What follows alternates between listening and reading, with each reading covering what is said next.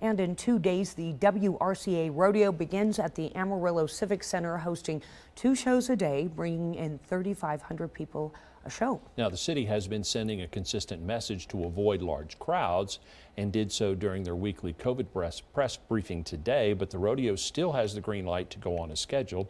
ABC 7's David Furtado reports. In our story yesterday, Amarillo city officials refused to answer questions about the health risks surrounding the WRCA Rodeo set to begin Thursday. So we tried again during the city's COVID press conference. This is not going to last forever. This will pass. Mayor Nelson started with praise to businesses and organizations that postponed events like children's outdoor sporting tournaments due to the COVID-19 spike, adding a call to action.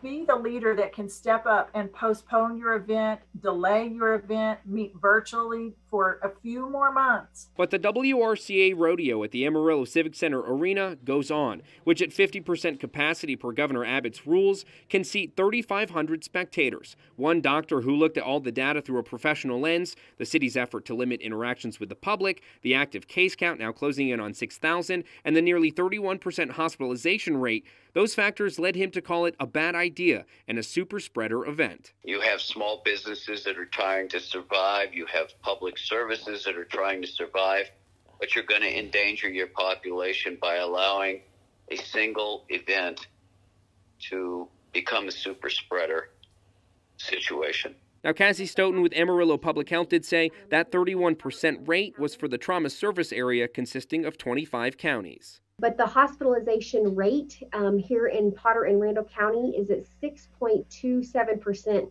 But at Northwest Texas, 28% of their total patients have COVID-19. Similar numbers are being seen at BSA, and at the VA hospital, of their 44 beds total, half of them have COVID patients. Dr. Brian Weiss, the chief medical officer at Northwest Texas, says he's fairly panicked. This 0.1 micron is kicking our butts right now. All these factors on one side of the ledger against the rodeo, which was too tough to cancel. They also have a significant amount invested in time and effort to make this event possible.